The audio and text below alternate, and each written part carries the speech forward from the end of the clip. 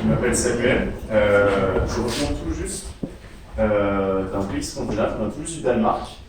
En l'occurrence, je vais me permettre d'être peut-être un petit peu plus mesuré sur la critique que vous avez pu faire du capitalisme, en particulier. Vous avez parlé de capitalisme peut-être plus sympathique, plus social, plus vert. En l'occurrence, il y a des modèles alternatifs qui ne demandent pas de retourner le modèle actuel qui fonctionne, qui repose évidemment sur des acquis en termes de modèle syndical, et qui repose en contrepartie aussi sur des politiques sociales qui sont complètement différentes.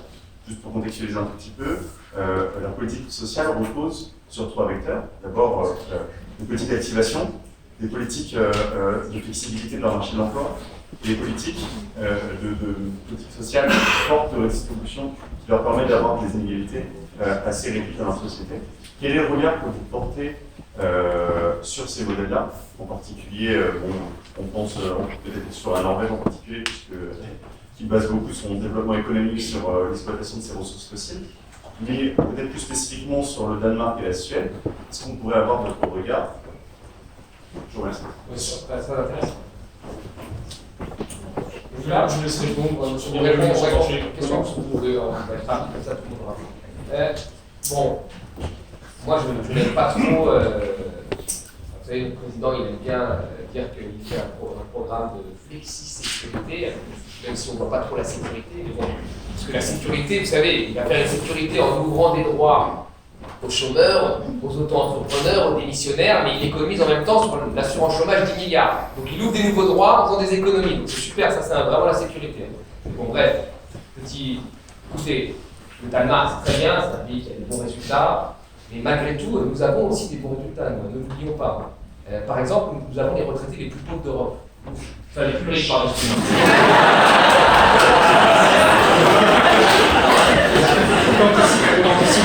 J'anticipe la réforme de Macron. Voilà. Nous avons aujourd'hui les retraités les moins pauvres d'Europe. Donc nos retraités sont plus riches que les Suédois et que les Danois. Ça, c'est la réalité aujourd'hui. Par un système de répartition, c'est quand même hallucinant. Nous avons le salaire médian, le revenu médian des retraités qui suit le revenu médian français. C'est hallucinant. Vous voyez, donc on a un système qui fonctionne bien. On a une espérance de vie qui est un peu plus élevée que beaucoup d'autres pays, donc ça fonctionne très bien. Or là, Macron, alors qu'en plus notre système n'est pas déficitaire, Macron, parce que d'ici 2040, nous allons passer de 6 travailleurs, de 6 retraités pour 10 travailleurs à 7 retraités pour 10 travailleurs, il faut réformer le système de retraite. Donc, alors qu'on est passé de 3 retraités sur 10 salariés à 6 en 30 ans sans réformer le système de retraite. Bon, bref. Donc il veut faire un système de retraite type suédois et danois. Ben là, on voit bien que depuis qu'ils ont ce système de retraite, il y a plus de retraités pauvres, il y a une grosse partie des retraites, c'est la retraite à points, quoi, si vous voulez. 1 euro que vous mettez, vous avez 1 euro de retraite, donc c'est très bien. Alors, on ne tient pas compte des espérances de vie différentes d'un ouvrier et d'un cadre, qui sont de 7 ans. Donc ça, c'est voilà. Donc, ils font appel à des retraites complémentaires par capitalisation. Donc les fonds d'assurance, vous savez, nos retraites, c'est 300 milliards d'argent qui fluctue. Donc les fonds d'assurance sont en train de les regarder, ils sont très heureux d'en récupérer une petite partie. Et donc ils sont passés à ça, et aujourd'hui leurs retraités sont plus pauvres que les nôtres. Donc ça, vous n'attendez jamais ça. On a l'impression que nos retraités sont les plus pauvres, c'est faux. Nos retraités sont parmi les mieux lotis du monde. Ça, c'est la première chose. Et le système de flexisécurité, il est beaucoup moins violent que le système de flexibilité libérale type Royaume-Uni, type américain. Mais quoi qu'il en soit, vous avez quelque part une partie des gens qui ont été beaucoup plus pauvres. D'accord? Alors c'est un système qui est pas mal de réforme, mais c'est un système qui, quand même, qui a fait entrer une partie de flexibilité avec de la formation, avec des syndicats, avec de la discussion, tout ce que vous voulez, mais quand même qui, au final, a pesé sur une partie de la population. Donc moi, plutôt, je pense que le Danemark c'est mieux que le Royaume-Uni, je pense pas que ça doit être le truc que l'on regarde comme ça. C'est mieux de le copier vraiment que de le copier comme Macron le copie, parce qu'il ne le copie pas vraiment. Il copie plus le système anglais que le système danois. Mais grosso modo, notamment sur la retraite à points, type suédois, c'est une véritable connerie. Voilà. Et notre retraite à nous est bien plus juste que leur retraite à eux, et ça, il faudrait le dire. Je viens de checker pendant que mon camarade répondait.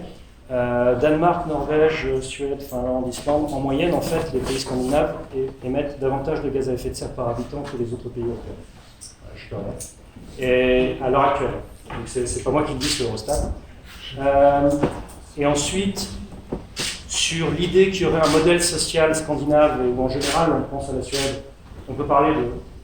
Thomas a déjà parlé de la flexibilité sécurité, c'est des accords avec, je les partage, mais en Suède, vous avez d'une part la réforme la plus destructrice à ma connaissance des services publics. Alors, je ne parle pas des privatisations, là je parle des réformes où on garde censément un service public, ça s'appelle l'agencification. C'est-à-dire qu'en fait, c'est censé rester un service public, mais en réalité, tous les agents passent le droit privé, et derrière, on vous traite à peu près comme dans une multinationale, en termes de cadence, en termes d'objectifs d'objectifs quantitatifs, etc. etc. Ça commence déjà en France depuis quelques années, mais c'est rien à côté de ce que la Suède a fait à ses propres fonctionnaires par l'agencification. Donc je vous dis juste, il faut faire attention à la mythologie du modèle suédois en particulier, j'insiste là-dessus, du modèle suédois, sur ce type de réforme, qui ont ceci dit été faites dans d'autres pays scandinaves. Sur la question, sur la question de Danemark, déjà, sur la question de flexibilité et de sécurité, tu as déjà répondu. Et par ailleurs, monsieur, sur la question du proxénétisme, écoutez, moi, cette métaphore, je la trouve assez parlante. Voilà. Je m'appelle Elliot, moi je suis étudiant à la Sorbonne ici en philosophie politique. Et ma question va se référer à la sortie du capitalisme. Je veux juste partir d'un chiffre qui est qu'il n'y a que 25% dans ce pays qui se revendique de gauche. Je pense que dans cette amphithéâtre, on va être bien plus majoritaire. Donc vous parlez d'ores et déjà des convaincus. Et je trouve qu'il y a eu une grande absente de vos discours respectifs, c'est l'école. Je pense que l'école est probablement d'ailleurs le premier miroir en fait, du capitalisme, dans la mesure où on entretient l'idée qu'il faudrait un diplôme pour ensuite avoir un emploi, une hiérarchisation, une compétition, une concurrence. On fracture les jeunesses, on leur donne une inégalité face à l'accès à l'information, et c'est comme ça qu'on entretient ensuite, au final, le capitalisme. Donc la question que je voulais vous poser, c'est cette servitude volontaire ne viendrait-elle pas justement de l'école dans un premier temps, qui vient ensuite détruire en fait la société, encore une fois par une fracture de la jeunesse, et est-ce qu'on ne pourrait pas imaginer une sortie du capitalisme par la fin d'une usine à futurs travailleurs ou start-upers, en le transformant d'abord en fabrique de la citoyenneté?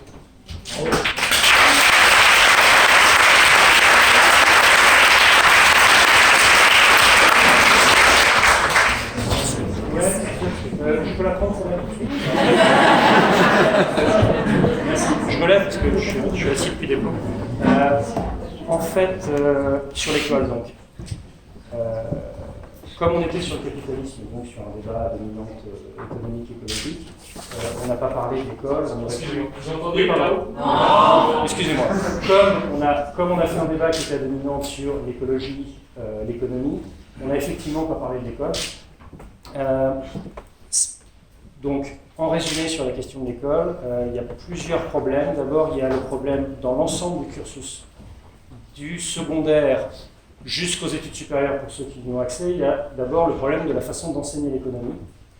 Dans le supérieur, vous êtes dans le fait que ceux qui sont sur une ligne de pensée économique qui n'est pas la pensée dominante et qui est une pensée critique subissent depuis plusieurs années en fait ce qu'on peut qualifier de chasse aux sorcières. Mais vous n'imaginez pas la violence symbolique de ce qui leur arrive aux gens qui sont plus, en gros, sensibilité économiste atterrée. C'est épouvantable ce qui se passe. T'en es un, donc tu pourras témoigner éventuellement. Mais il y a le problème de la façon d'enseigner l'économie, c'est-à-dire que si on ne peut même plus avoir accès dans les structures éducatives à la façon de penser l'économie différemment, comment on pourra ne serait-ce qu'envisager des alternatives. Mais il y a pire. Il y a, manifestement c'est dangereux pour le système qu'un futur chômeur passe d'abord par des études de sociaux. Parce que s'il fait de la sociologie, en tout cas de la sociologie dans les principales traditions françaises, il saura que ce n'est pas de sa faute. Il saura que ce n'est pas de sa faute. Quelqu'un n'a pas entendu parler. Oui. Et donc, je pense vraiment que l'autre problème sur l'école, c'est effectivement ce que vous disiez, la transformation. C'est particulier, je suis conscient de l'endroit où je me trouve quand je vous dis ça, la transformation des universités dans leur mode de fonctionnement et de recrutement en écoles privées dans leur fonctionnement. Entendez-moi bien. La différence fondamentale entre le service public d'éducation, je parle pour le supérieur, on est d'accord, mais on pourrait le dire aussi pour les autres, entre le service public d'éducation et le service privé d'éducation. le service public d'éducation, il sélectionne. Il sélectionne à la sortie. Il prend tout le monde à l'entrée, parce que c'est un service public, figurez-vous. Il prend tout le monde à l'entrée, et ensuite, au fil des années, il sélectionne si, ayant tous eu accès au même cours, vous validez pas. Bon, ça arrive. Le secteur privé, les cours sont d'un niveau, entendez-le. J'ai enseigné dans les deux systèmes. Je suis un des rares. Les cours sont en réalité d'un niveau plus bas que ceux de la fac. Vous avez bien entendu. La prochaine fois que vous faites un complexe d'infériorité par rapport aux grandes écoles. Les cours des grandes écoles, pourquoi on dit grandes écoles d'ailleurs? Les facs ne sont pas des grandes écoles. Bon bref. Les cours sont en réalité d'un niveau plus bas que ceux des facs, mais ils ont sélectionné à l'entrée, et ils se contentent de mettre un tampon de diplôme en sortant à des gens qui étaient déjà tous des premiers de la classe. C'est comme ça qu'ils font. En réalité, quand Parcoursup arrive avec son mode de fonctionnement et la logique même de la constitution des dossiers, c'est remplacer un service public d'éducation qui fonctionne sur on entre tous et après on sélectionne. C'est pas non à la sélection, c'est pas vrai. C'est non à la sélection à l'entrée, sur le milieu social, par définition. On revient à la socio. Vous voyez?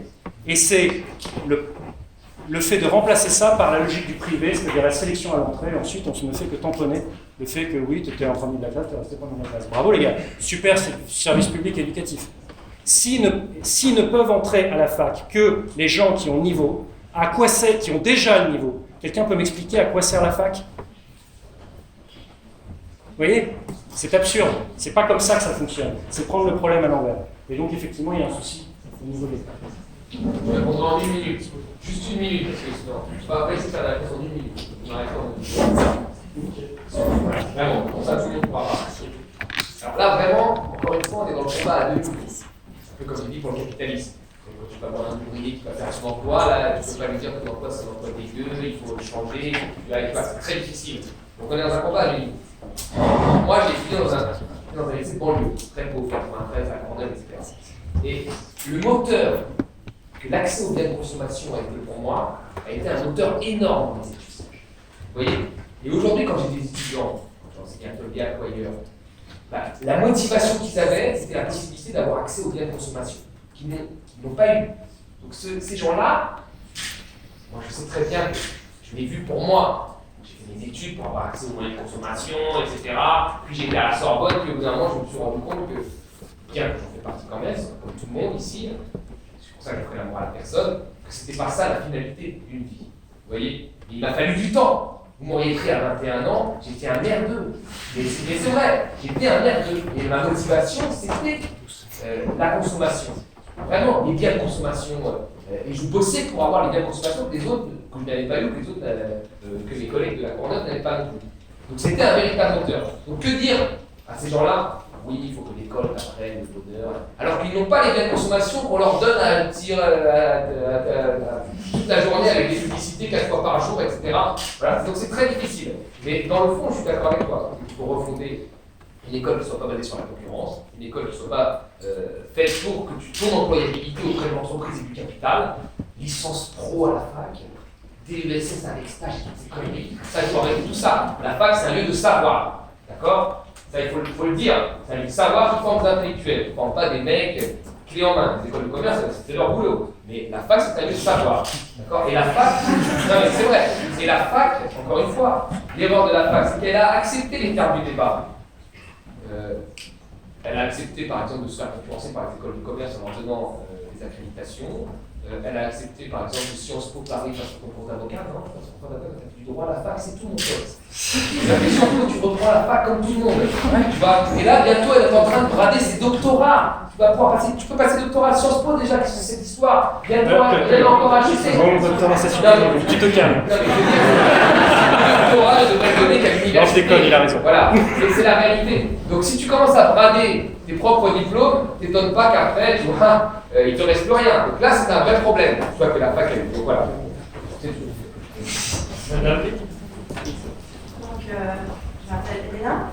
Je suis moitié anglaise, moitié russe. Et je mentionne ça que parce que mon père est né en Union soviétique, qui était le paradis des ouvriers, de toute façon.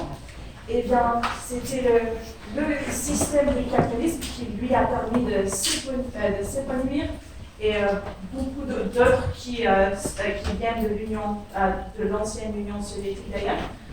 Et donc, ma question est effectivement, pourquoi a existé du capitalisme de diable? Parce qu'en effet, c'était le capitalisme qui a permis d'acquérir de la richesse. Je tiens à prendre celle-là. Madame.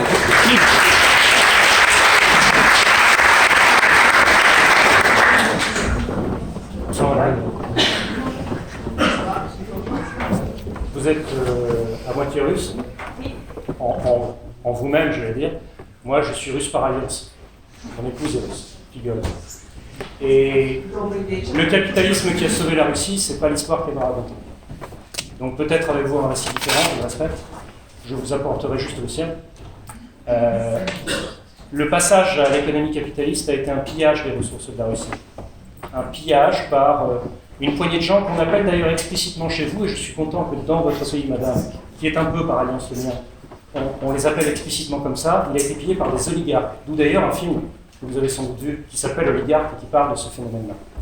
Et sans même parler de la spectaculaire corruption à laquelle on assiste dans ce système économique-là, et par ailleurs, quand vous voyez le niveau stupéfiant de misère de toute une partie de la population, pendant que vous avez une fine couche qui, elle, vit dans une opulence absolument indécente, je ne pense pas qu'on puisse dire que c'est un système qui a sauvé la Russie. Et j'ajouterais, pour avoir une affection particulière, dont je vous ai expliqué les raisons, pour ce pays, pour sa population, pour son peuple, pas la population prise individuellement, mais pour son peuple, pour sa culture, pour sa littérature en particulier. Immense littérature, vraiment. Si vous ne connaissez pas, commencez. Je pense vraiment que le peuple russe ne méritait pas ce capitalisme-là, vraiment, de se voir infliger ça. C'est ce qui s'est passé pour une minorité, j'ignore si vous en faites partie, je ne fais aucun procès d'intention. Pour une minorité qui a accédé au statut de classe moyenne et à un certain confort, je ne le conteste pas, il faut bien comprendre que ça s'est fait sur le dos des autres, et ça, c'est prodigieusement dégueulasse, mais c'est malheureusement pas particulier à la Russie. Voilà, ça c'est juste ma réponse, c'est de dire le capitalisme sauve la Russie, non. Non. Mais pour la deuxième partie, parce que mon père, effectivement, il a déménagé en Angleterre à 90, effectivement, selon ces règles-là, d'exploitation surtout, il n'aurait pas dû réussir, il aurait dû faire l'inverse, échouer. Mais il a fait quand même. En fait, il faut bien comprendre que le confort des uns n'est pas une trajectoire exceptionnelle méritante dans l'abstrait. Le surcroît exceptionnel de confort des uns repose sur un système qui prévoit intrinsèquement l'écrasement des autres, et ça va jusqu'à des millions de morts de faim si vous raisonnez au global. Et donc, ça ne disqualifie pas la réussite professionnelle personnelle de votre père, c'est pas ce que je dis. Je dis juste qu'il faut garder à l'esprit qu'on ne peut pas extrapoler à ce qu'on souhaite pour l'ensemble la réussite littéralement statistiquement exceptionnelle de quelques-uns. Et j'ajoute que les niveaux de confort où nous sommes en France, y compris les gens qui sont dans les classes moyennes inférieures ou dans les classes populaires, quand on raisonne au global, c'est impossible à entendre, je le sais, mais à l'échelle de la population mondiale, on est encore dans des catégories privilégiées, même si on prend la quasi-totalité de la population française, pas parce qu'ils vont bien, mais tellement le niveau de misère et d'affamement est grave. Vous voyez ? Donc, le fait qu'il y ait une personne qui s'en sorte bien ne justifie pas que pendant ce temps-là, il y ait des millions de personnes qui littéralement meurent de faim. C'est pas possible. Vous voyez ? C'est ça que je dis. Bon, moi, je dirais juste une chose. Le communisme était une horreur. Disons, non, mais attendez, il faut arrêter le communisme, le faux plan, était une véritable horreur. Mais la thérapie de choc, comme elle a été faite en Russie et dans les pays de l'Est, ça a été une thérapie de choc. C'est-à-dire qu'on n'a pas fait un passage progressif d'une économie planifiée à une économie libérale. On a fait une thérapie de choc. Et bien, ça a été supporté par une grosse partie de la population qui, sous le communisme, avait quand même un petit filet de sécurité, c'est-à-dire un peu à manger, un peu de pension de retraite, un peu de machin, et qui a subi cet ajustement qui a été extrêmement violent. Et c'est d'ailleurs pour ça que la Chine a voulu le faire, bien qu'elle le fait aussi violemment, elle a voulu le faire plus progressif en ouvrant des zones étatiques au capitalisme. Donc, ce qui se passe aujourd'hui, cette transition extrêmement violente a été violente dans une grosse partie de la Russie, ce qui était avant était moins la merveille du monde. D'ailleurs, les premiers, là aussi je me souviens dans l'histoire, les premiers mecs comme Camus qui ont dénoncé ça, ils se sont fait exclure du PC parce qu'il fallait dire que c'était génial. Aujourd'hui, il ne faut surtout pas dire ça. Je sais que nous sommes personne n'est là-dedans. Le système soviétique était un système qui est horrible, clairement. Bonsoir, je m'appelle Michael.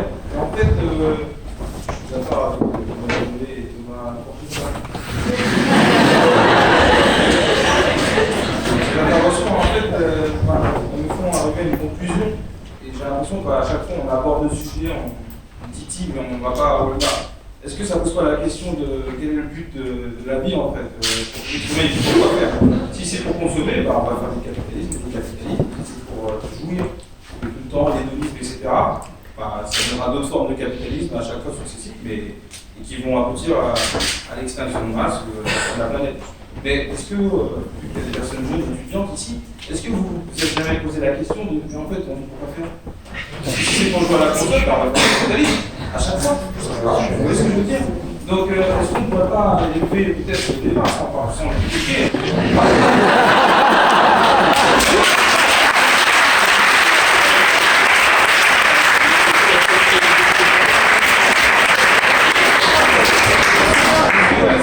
Non mais pour dissiper un malentendu, de manière générale, quand quelqu'un dit qu'il invite à élever le débat, il n'est pas en train de dire implicitement que tout ce que les autres ont dit avant, c'est de la merde. C'est cadeau. Je suis entièrement d'accord avec ce que vous avez présenté, mais ce que je veux dire, c'est que c'est pas l'issue logique, en fait, ça ne va pas arriver au niveau, on ne va pas élever la conscience, c'est-à-dire, on vit, pourquoi faire? Alors, on revient sur la philosophie qui était intervenue tout à l'heure. Une deuxième question, comme ça on va faire un peu dans le... Ok, je viens. Que des hommes.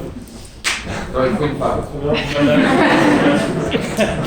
m'appelle Chloé, je suis en master de journalisme et j'ai une question purement factuelle. Est-ce que je pourrais avoir le pourcentage des terres qui ont été rachetées par des firmes transnationales au Mozambique que vous avez mentionné?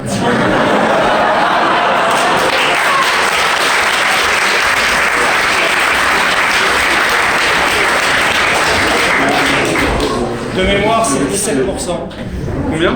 De mémoire, c'est 17%. Je ne sais pas si vous vous rendez compte.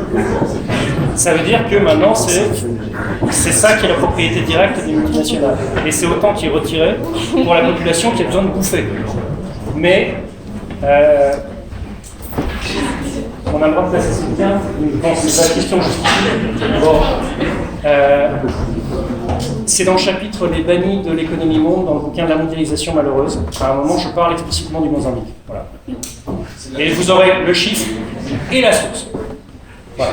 On va prendre une troisième question, donc la réponse est un petit peu lapidaire. Enfin, la question s'y prêtait, hein, c'est pas... On est d'accord, bien sûr, je vous ai répondu. Monsieur en bleu. Oui, Oui. À droite. Oui. D'accord, parfait. Alors moi, je voudrais partir d'un exemple que m'a mangé tout à l'heure. C'est un exemple des 30 Glorieuses. Et là, on voit un paradoxe au niveau de la transpériode, c'est qu'en fait, on se rend compte que les 30 Glorieuses sont une période extrêmement rare dans l'histoire de l'économie. C'est-à-dire que pendant longtemps, on a des taux de croissance exceptionnels, on a en fait, une taux de croissance qui est due par un rattrapage sur les États-Unis, notamment en Europe. Et donc, moi, ce que je ne comprends pas, c'est que en fait, pouvoir revenir à un capitalisme sympathique, comme vous appelez, c'est-à-dire capitalisme au moment des 30 Glorieuses, ça ne me semble pas adéquat à la période d'aujourd'hui. D'ailleurs, vous l'avez dit, aujourd'hui, avec la dégradation environnementale, on ne peut pas prétendre avoir des taux de croissance aussi élevés, mais est-ce qu'il ne faudrait pas pousser le raisonnement plus loin et dire que finalement, avec donc la dégradation de l'environnement, la machine et le beau raisonnement keynésien qui a peut-être marché, qui a très bien marché d'ailleurs pour sortir de la crise de 29, et qui a pu marcher dans les 30 Glorieuses, n'est plus adapté aujourd'hui, de par le fait que, bien sûr, on ne peut plus avoir des taux de croissance aussi forts, et puis parce que on est dans un cadre d'économie organisée où, avec des déperditions dues à l'investissement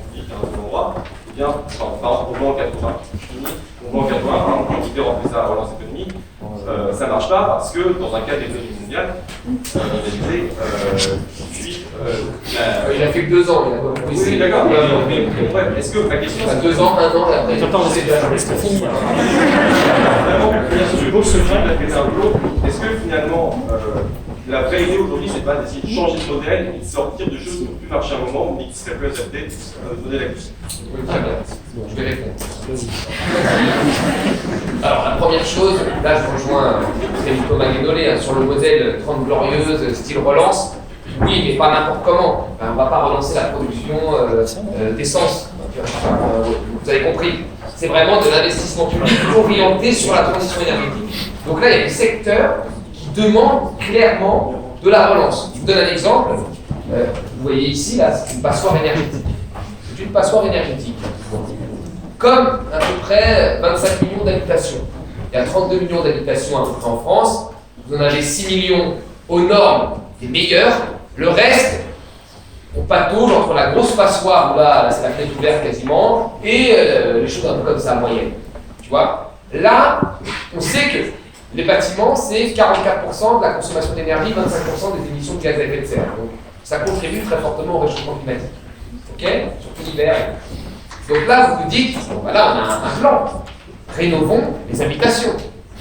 Et comme on ne veut pas faire d'investissement public, parce qu'il y a la dette, parce qu'il y a les déficits, blablabla, qu'est-ce qu'on fait? On fait des incitations, crédit d'impôt. C'est-à-dire qu'un pauvre, qui est dans une passoire énergétique, il doit faire comme moi. Moi, j'ai déboursé pour refaire 3 fenêtres sur 5 chez moi, 10 000 balles. Alors, 10 000 balles, je veux dire, moi, je suis pas tout de suite, donc je suis ce qu'on appelle aller en haut du panier. Ça m'a quand même fait mal. 10 000 balles avec le chèque, après vous avez 1 an et demi après un crédit d'impôt, on rembourse une partie, hein, quand même, pratiquement la moitié qui est importante. Mais sur le moment, vous déboursez 10 000 balles. Et là, on dit à un mec qui gagne 1 200 €, débourse 10 000 balles et tu vas économiser tant d'énergie sur 10 ans et tu vas contribuer à baisser les émissions de CO2 pour lutter contre le changement climatique. C'est quoi cette blague? Faut arrêter. Et là, ce qui est très marrant, c'est que Macron, il se dit, nous allons changer ça. Ce ne sera plus un crédit d'impôt, ce sera plutôt un truc au départ, une incitation. Mais on reste dans le même système. C'est-à-dire que tu débourseras plus 10 000, mais 8 000. Ah super, bravo. Alors c'est bien, oui, super. Pour moi, c'est bien. J'aurais été content de débourser que 8 000 et pas 10 000 dès le début. Mais c'est complètement idiot. 8 000, pour quelqu'un qui a plus de 200 €, c'est la même chose que 10 000. Donc là, vous vous dites, pourquoi on ne fait pas d'investissement public? Le secteur privé ne peut pas y aller, les incitations ne suffisent pas, il faut que la force publique prenne ça en main, ça a une utilité. Donc là, il faut un plan de relance type keynésien, il faut quelque chose d'utile. Ça, c'est la première des choses. Enfin, changer le système. Bah oui, moi, j'attends que ça. Mais comment? C'est la vraie question. C'est vrai, c'est la vraie question. On peut penser au modèle soviétique, moi je ne crois pas. C'est vrai. Donc c'est très difficile. Enfin, on peut penser à vivre comme dans une ZAD, mis debout, s'éclater entre nous. C'est très difficile. Enfin voilà. Donc on peut expérimenter des choses tous ensemble et on peut le faire dès ce soir si vous voulez. Hein. Mais c'est quelque chose quand même de difficile. Donc si on avait la solution, je pense que voilà, on aurait déjà fait. J'enchaîne, je suppose. Alors, je vais commencer par la question la plus facile, celle sur les 30 glorieuses, parce que il y en a qui rigolaient tout à l'heure, mais la question sur le sens de la vie me semble plus dure en réalité là-dessus. Mais je vais répondre aussi. Sur la recherche du modèle des 30 glorieuses, j'ai pas proposé, en ce qui me concerne, je suis en train de vous répondre en fait. Voilà. Non mais je vous en prie. C'est pas contre vous, c'est juste pour vous suivre. Donc, j'ai pas préconisé de revenir au modèle des 30 glorieuses. Notamment parce que le moteur fondamental, c'est assez peu connu, c'est dommage, mais le moteur fondamental des 30 glorieuses est une situation démographique bien particulière. Au sortir de la Seconde Guerre mondiale, en France en tout cas, vous avez le baby-boom. Bien. Et puis ensuite, je fais le résumé parce que sinon c'est trop long. Donc je simplifie, hein, pour ceux qui ont des connaissances en démographie, je vais super simplifier, hein, parce que sinon c'est une demi-heure. Et ensuite, au moment où les enfants du baby-boom arrivent en âge de se procréer, en fait, ils ont ça également, à ce moment-là, vous avez deux facteurs fondamentaux. La massification,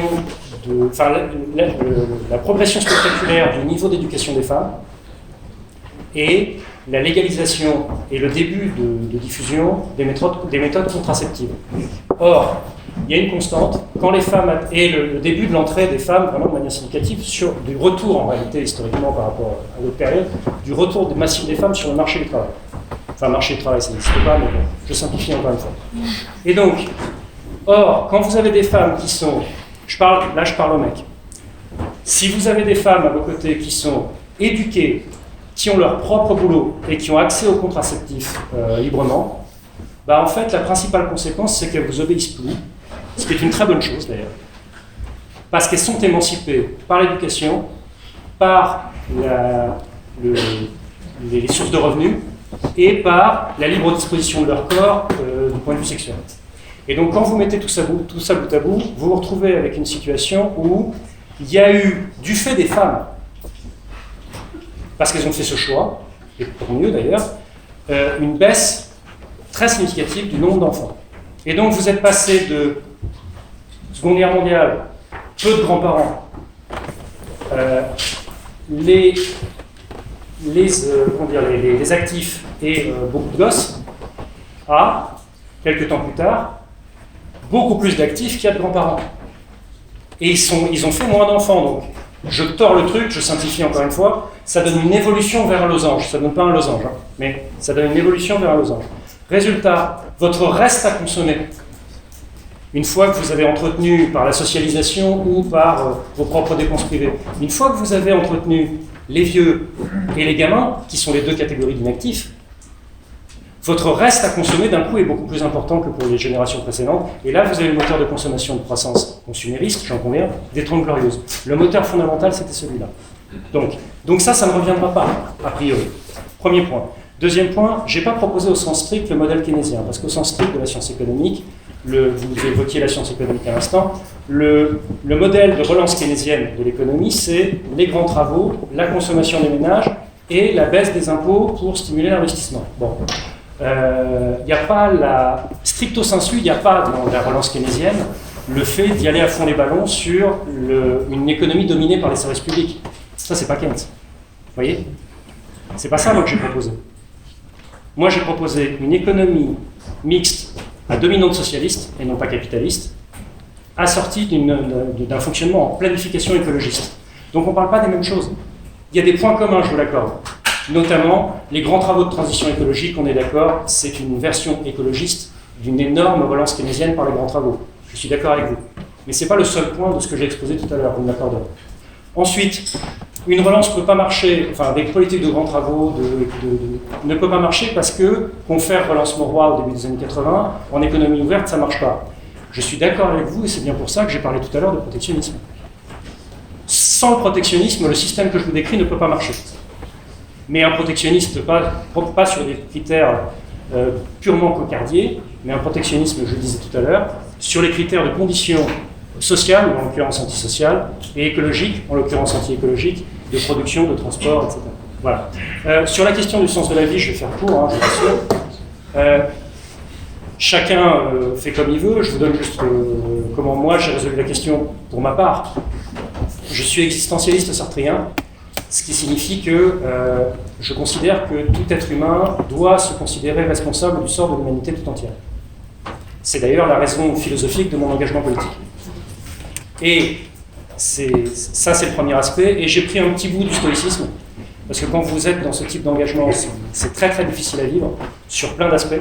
Notamment, il y a un côté scisif, si vous voulez, donc c'est un peu fatigant. Et donc j'ai pris un bout du stoïcisme, c'est-à-dire que dans la morale des stoïciens, il y a un élément fondamental qui est d'apprendre à faire la distinction entre les choses que tu peux changer et les choses que tu ne peux pas changer. Et donc il y a beaucoup de choses qui me rendent foudrage, mais que je gère plus calmement, puisque je fais la différence entre ce que je peux changer et ce que je ne peux pas changer. Et donc, mais le moteur fondamental reste l'existentialisme sartrien. Pas camusien, parce que j'aurais beaucoup à dire de négatif sur Camus, mais c'est un autre débat. Merci beaucoup.